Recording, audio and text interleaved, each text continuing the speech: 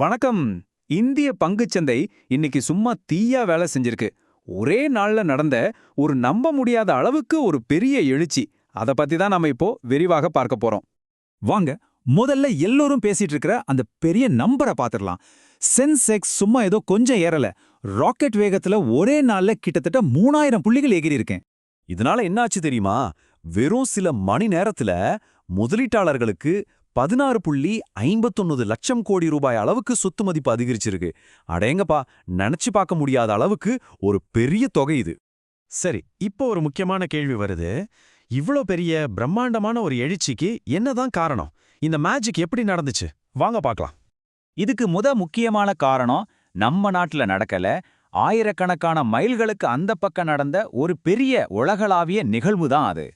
அதாவது அமெரிக்காவுக்கும் ஈரானுக்கும் இடையே ஒரு 2 வாரத்துக்கு தற்காலிக போர் நிறுத்தம்னு ஒரு நியூஸ் வந்துச்சு. இது ஒரு பெரிய உலக பதற்றத்தை டக்குன்னு குறைச்சு உலக சந்தைகளுக்கே ஒரு பெரிய ரிலீஃபா இருந்துச்சு. இந்த போர் நிறுத்தத்தோட உடனடி எஃபெக்ட் என்னன்னு பாத்தீங்கன்னா, உலகத்தோட கச்சா எண்ணெய் வர்த்தகத்துல ரொம்ப முக்கியமான ஹார்மூஸ் ஜலசந்தி வழி திறக்கப்பட்டுச்சு. இதனால கச்சா எண்ணெய் சப்ளை பத்தின பயம் குறைஞ்சு பேரலுக்கு $100 மேல இருந்த விலை $95 கீழே வந்துருச்சு. இதனால இந்தியாவுக்கு என்ன லாபம்னு கேக்குறீங்களா? கச்சா எண்ணெய் விலை குறையிறது நம்ம நாட்டு பொருளாதாரத்துக்கு ஒரு மிகப்பெரிய பூஸ்ட். சிம்பிளா சொல்லணும்னா இது நமக்கு ரொம்ப ரொம்ப நல்ல விஷயம். சரி, இது குளோபல் நியூஸ். இப்போ நம்ம நாட்டுக்குள்ள என்ன நடந்துச்சுன்னு பாப்போம். இங்கேயும் ஒரு முக்கியமான முடிவெடுக்கப்பட்டது. அது சந்தைக்கு இன்னும் தெம்ப கொடுத்துச்சு. இத புரிஞ்சுக்க முதல்ல ரெப்போ ரேட்னா என்னன்னு சிம்பிளா தெரிஞ்சுக்கலாம். நம்ம ரிசர்வ் பேங்க் ஆஃப் இந்தியா மத்த கமர்ஷியல் பேங்க்குக்கெல்லாம் கடன் கொடுக்கும் இல்லையா, அதுக்கு வாங்குற வட்டி தான் இந்த ரெப்போ ரேட். எல்லாரும் ரொம்ப ஆவலா எதிர்பார்த்துட்டு இருந்த ரிசர்வ் வங்கியோட மானிட்டரி பாலிசி கமிட்டி மீட்டிங் நடந்துச்சு. அதுல இந்த ரெப்போ ரேட்டை என்ன செஞ்சாங்க தெரியுமா? அவங்க எடுத்த முடிவு எந்த மாற்றமும் இல்ல. ஆமாங்க, வட்டி விகிதத்தை முன்னாடி இருந்த மாதிரியே வச்சுக்க முடிவு பண்ணிட்டாங்க. நிபுணர்கள் என்ன சொல்றாங்கன்னா, இந்த மாதிரி ஒரு நிலையற்ற உலகச் சூழல்ல வட்டி விகிதத்தை மாத்தாம இருந்தது ஒரு புத்திசாலித்தனமான முடிவுன்னு சொல்றாங்க. அதாவது ஆர்பிஐ மார்க்கெட்க்கு எந்த அதிர்ச்சியும் கொடுக்கல, எல்லாம் ஸ்டேபிளா இருக்குன்னு ஒரு நம்பிக்கையை கொடுத்துச்சு. ஓகே, இந்த 2 பெரிய நல்ல செய்தியால மார்க்கெட்ல எந்தெந்த துறைகளுக்கு ஜாக்பாட் அடிச்சது, யாருக்கெல்லாம் கொண்டாட்டன்னு இப்ப பார்க்கலாம் வாங்க.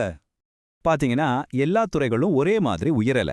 வட்டி விகிதம் ஏறாததால லோன் வாங்கி கார் வீடு வாங்குறது சுலபம். அதனால ஆட்டோ ரியாலிட்டி செக்டார் பங்குகள் எல்லாம் 7% வரைக்கும் பறந்துடுச்சு. ஆனா ஐடி துறை கொஞ்சம் டல்லா தான் இருந்திருக்கு. வெறும் 0.5% தான் ஏறி இருக்கு. தனிப்பட்ட கம்பெனியை பார்த்தா ஸ்ரீராம் ஃபினான்ஸ், அதானி என்டர்பிரைசஸ் மாதிரி கம்பெனிகள் 10% வரைக்கும் லாபம் பார்த்திருக்கு. ஆனா கோல் இண்டியா, டெக் மஹிந்திரா, விப்ரோ மாதிரி சில பங்குகள் கொஞ்சம் நஷ்டத்தை சந்திச்சிருக்கு.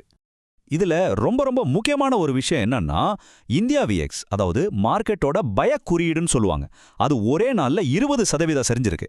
இதுக்கு என்ன அர்த்தம்னா, முதலீட்டாளர்கள் மனசுல இருந்த பயம் போய் திரும்பவும் நம்பிக்கை வந்திருக்குன்னு அர்த்தம். இவ்ளோ பெரிய ஒரு ஏற்றத்துக்கு அப்புறம் இப்ப எல்லா முதலீட்டாளர்கள் மனசுலயும் ஒரே கேள்விதான், இந்த ரேலி இப்படியே தொடருமா இல்ல இது தற்காலிகம் தானா? ஆனா நிபுணர்கள் என்ன நினைக்கிறாங்கன்னா, இந்த ரேலிக்கு பிறகும் மார்க்கெட் இன்னும் மேல போக வாய்ப்பு இருக்குன்னு தான் சொல்றாங்க.